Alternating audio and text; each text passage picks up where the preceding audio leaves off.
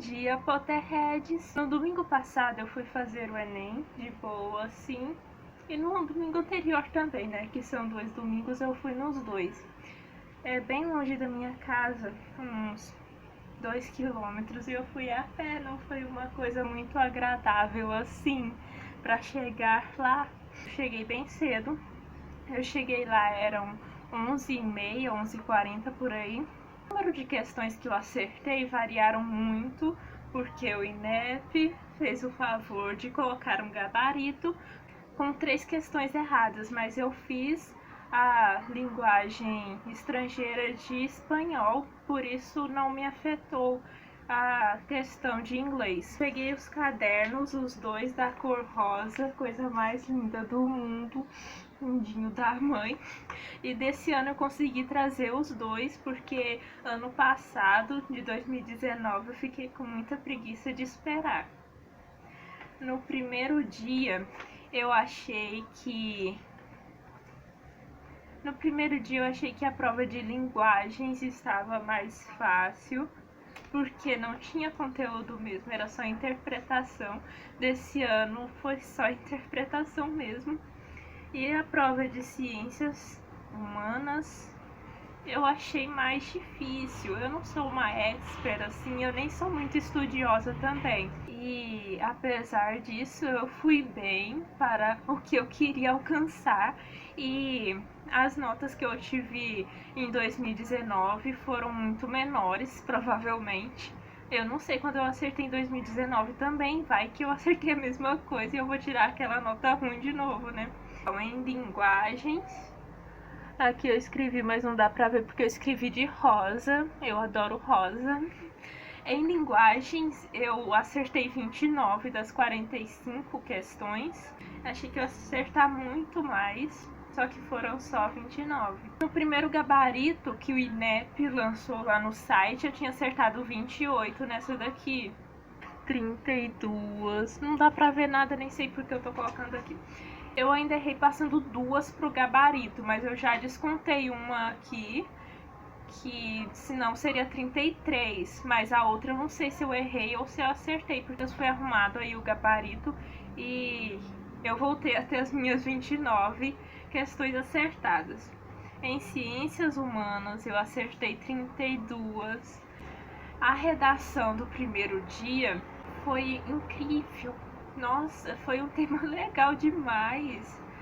E mesmo assim eu fiz questão de cagar minha redação. Dá vontade de chorar assim. Porque eu escrevi bem. Eu enchi de frufru, assim, de palavras menos usadas para ganhar uns pontinhos. Mas o tema era o estigma associado a doenças mentais no Brasil. E o que eu fiz? Fui lá e falei de autismo.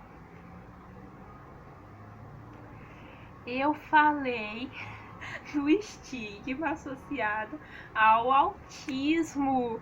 Meu Deus do céu, aí eu fui pesquisar na internet depois com a maior cara de boba que autismo não é uma doença mental, é um transtorno. Eu tô contando que corretor seja bonzinho. A gente tem o rascunho aqui, eu tava até esquecendo, que eu vou ler aqui. Eu vou ler. O preconceito sofrido por pessoas que carregam doenças psicológicas no Brasil é muito comum. Não obstante, o que acontece com a personagem Benedita, portadora de autismo na novela Malhação, ilustra bem essa situação. Por seu modo de falar, muitas vezes ela é excluída do convívio dos colegas. O difícil acesso a psicólogos ou profissionais da área, pelo elitismo de tal consulta ou pela negligência que a sociedade dispõe a esse tratamento, causa esses comportamentos excludentes. Visto que na maioria dos municípios brasileiros a ajuda psicológica profissional gratuita é oferecida apenas em casos específicos, não é cumprida a determinação do artigo 196 da Constituição, que visa a saúde como direito de todos e dever do Estado. Para a inclusão de todos, necessita-se também que seja oferecida informação e tratamento a eventuais enfermidades universalmente. Além disso, é preciso iniciativa pessoal para a compreensão dos sintomas, para entender assim as necessidades do próximo ou do próprio indivíduo. Segundo a OMS, o número de homens diagnosticados com depressão no Brasil é 30% menor comparado ao número de mulheres com a doença. Esse dado se relaciona com a falta de interesse na procura de ajuda profissional do gênero masculino ou não percepção dos sintomas.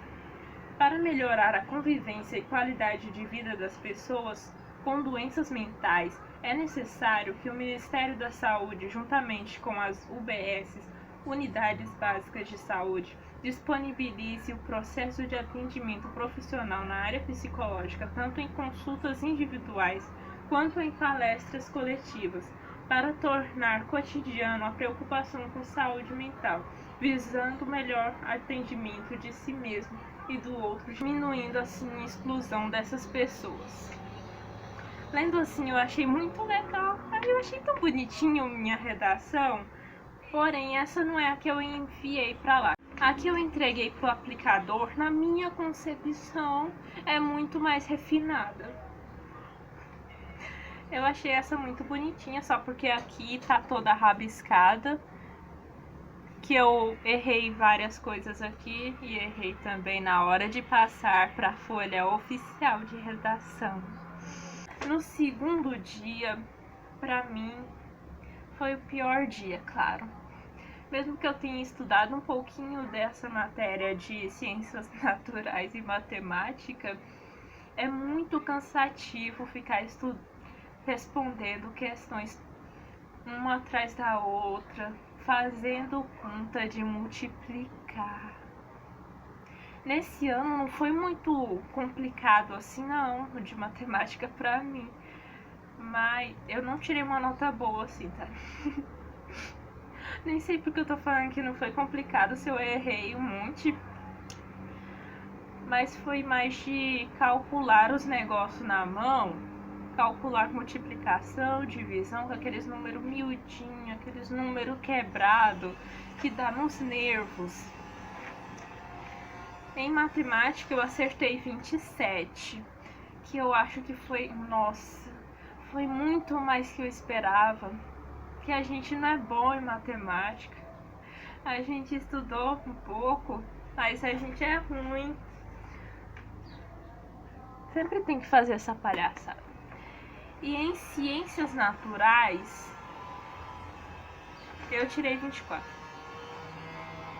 Simplesmente 24. Que foi horrível, mas a prova eu achei difícil. Foi a que mais teve conteúdo, assim, complicado mesmo. Então, eu acho que eu fui bem nesse Enem. E vou conseguir entrar numa faculdade? Não sei. Numa faculdade à distância eu tenho certeza que vou. Também depende da nota da redação, que se ela for uma bosta, eu não vou conseguir, né? Obrigada por terem assistido. Se fizeram o Enem, conte aqui qual foi a cor da sua prova e sua nota também.